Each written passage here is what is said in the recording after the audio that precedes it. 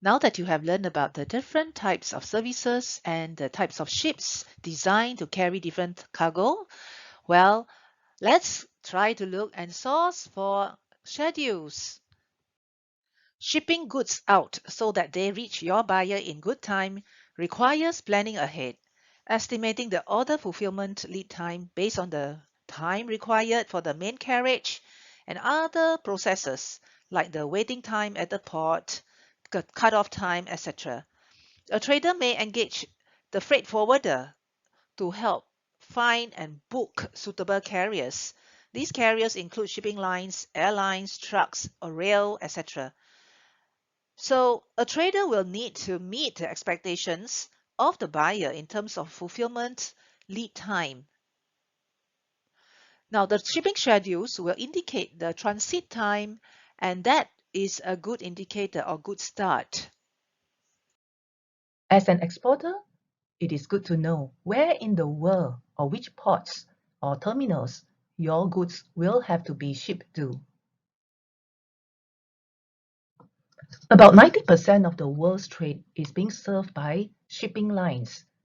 Well, if you are in Singapore, you are fortunate because we have a very vibrant sea transport hub with links to over 600 ports in over 120 countries. So that is also the reason why Singapore is a major transshipment port in the world. This helps our traders either importing or exporting or re-exporting as a transshipment.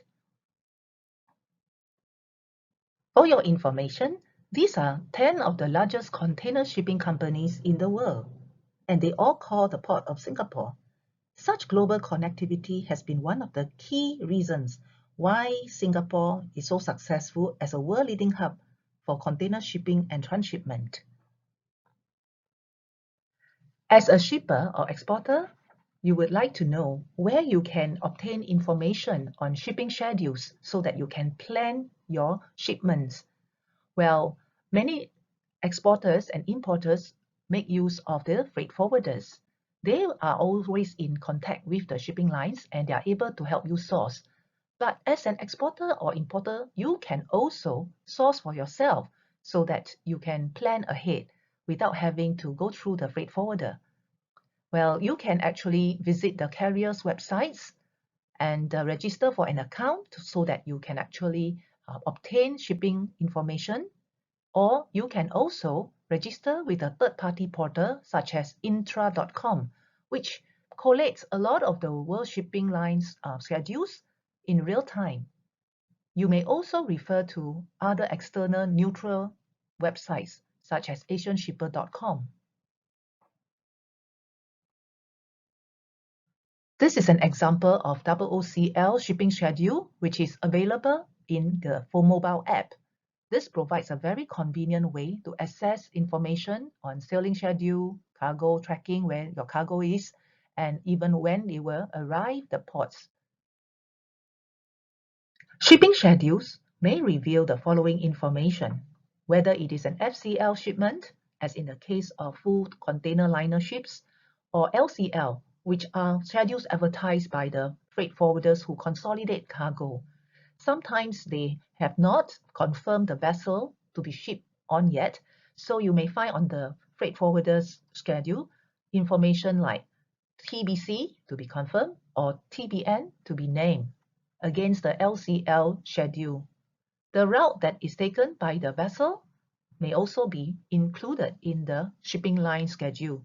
For example, Asian Express route. Vessel names and voyage numbers are a must. In some cases, you may find the same vessel and voyage number on two different carriers' websites. This is because they have a pooling agreement, or what we call shipping alliance, a kind of partnership. The cutoff time or closing time is an important information to note. This refers to the latest time that your container must be sent to the terminal to await for the vessel's arrival. You see, the vessel should not be waiting for your cargo, but your cargo has to be there ready for loading when the vessel arrives. ETA, estimated time of arrival, and ETD, estimated time of departure, means exactly that. It is estimated. shipping line schedule may be subject to some changes or some flexibility should be built in. That's why they will always say estimated. It is only when the vessel has arrived or left, then we can actually be safe to say that is the exact time. Okay, so please remember the ETA or ETD here, the E stands for estimated. The transit time refers to the elapsed time or time taken for your vessel to leave the port of loading until it reaches the port of discharge that you want your cargo to be shipped to. It is typically measured in days in the case of liner shipping. It does not refer to the entire supply chain elapsed time, but only the time taken by the carrier or the vessel on the high seas, for example. Transit time may be subject to changes because shipping lines are subject to delays such as maybe weather issues or sometimes port congestion or delays on various ports in its journey. Frequency of service refers to how often the vessel or the shipping line will offer a service to the port of discharge. So for example, you miss the vessel from Singapore to Hong Kong on 1st of July. When will be the next vessel that is offered? There could be 3 sailings a week. So in other words, if you cannot make it for the 1st of July vessel, you may want to book the next vessel sailing from the 3rd of July or the next one, the 6th of July, etc. So the more frequency that there is, the less stressed you may be as a shipper because you know there is another vessel. Even though, of course, the vessel is not the same, but you can always have options. Ports of call refer to the various ports that the vessel will visit. It makes its round, so-called. Some vessels may call 10 or 15 ports before they return to the port of loading here again. But others may be just a very triangular service, like maybe calling 3 to 4 ports. Now, whether transshipment takes place can also be found out from the schedules, because in some cases, you may have to change the vessel at a transshipment port like Singapore.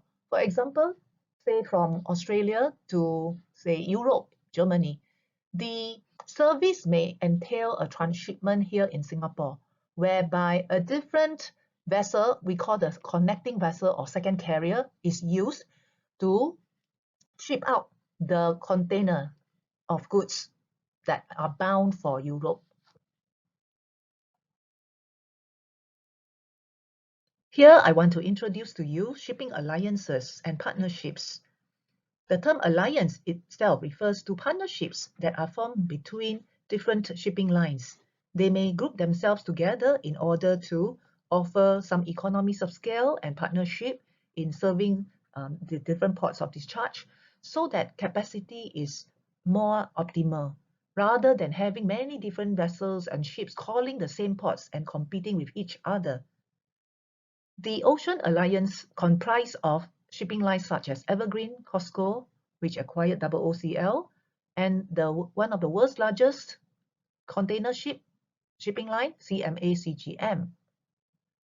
The alliance consists of Hapag-Lloyd and UASC, which actually stands for United Arab Shipping Corporation, Yang Ming Line, and ONE, Ocean Network Express.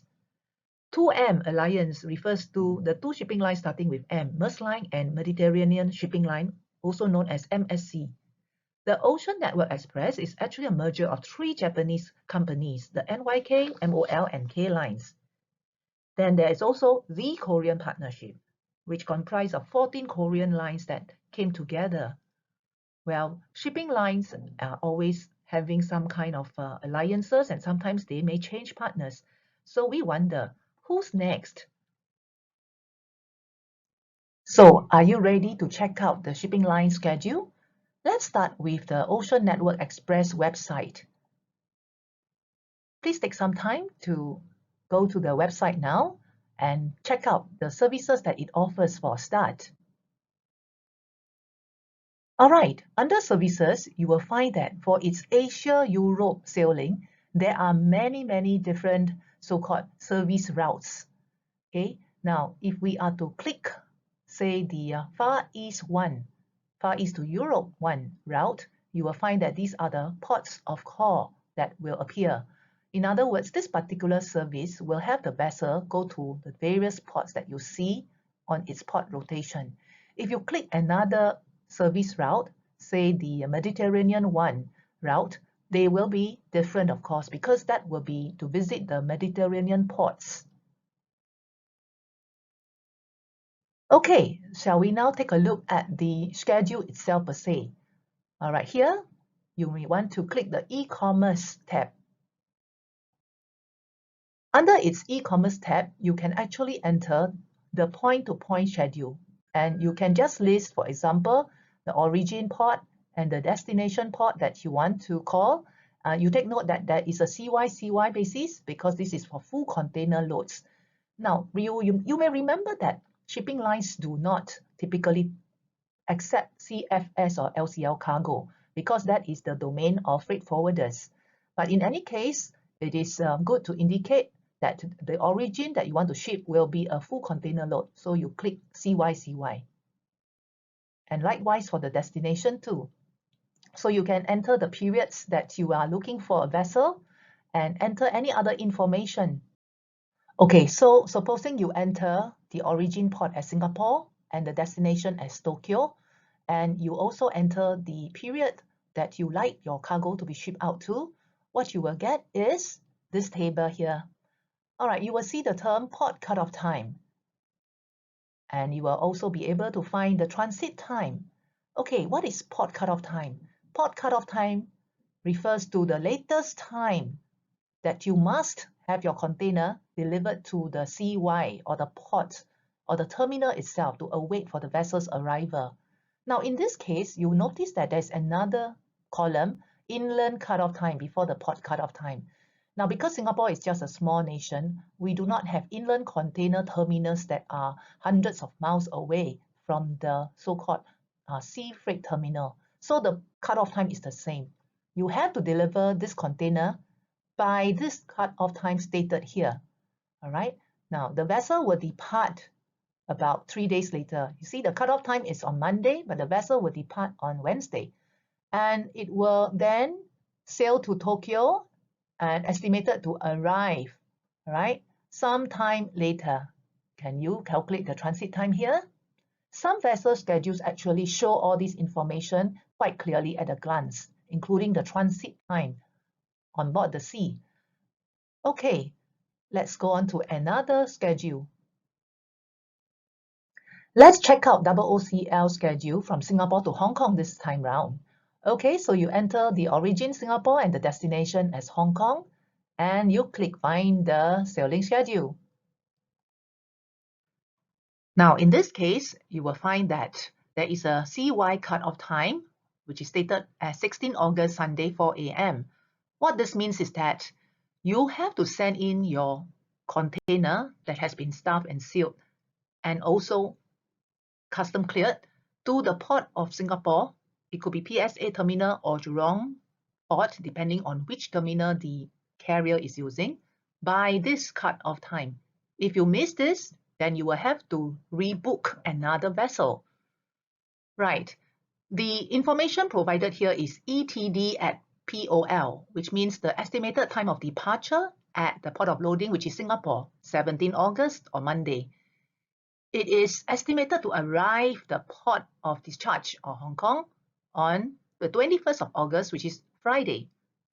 Right, so based on this, you can see that the estimated transit time from Singapore to Hong Kong for this particular vessel, OOCL Busan voyage 091N, is 5 days using this particular service route, the KTX1 service route.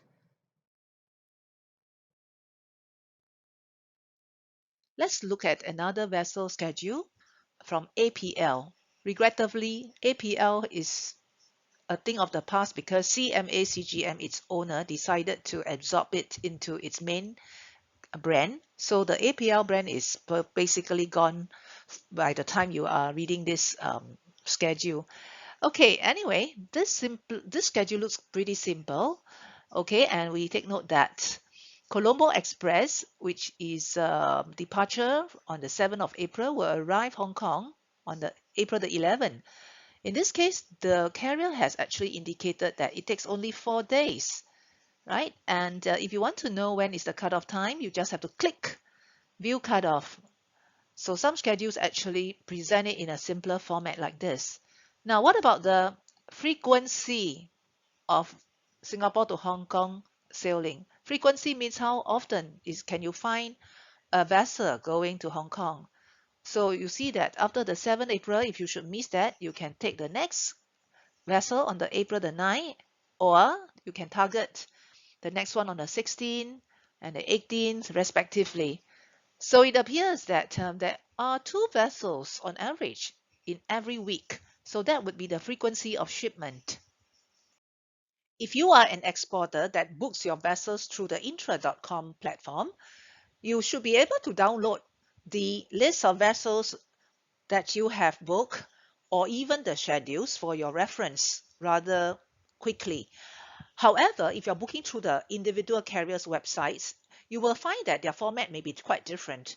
This is where I recommend you to use a shipping schedule format like this for easy reference at a glance. You start with the vessel and voyage number, followed by the cut-off time, and the ETA or ETD port of loading, and the ETA port of discharge, which will derive the transit time in days. And perhaps you can add a remarks column, such as the frequency of service and the agent to contact. Okay, we have come to the end of this part of the video. Now that you have learned how to find the vessels, let's look at the process of booking the containers or space. Stay tuned.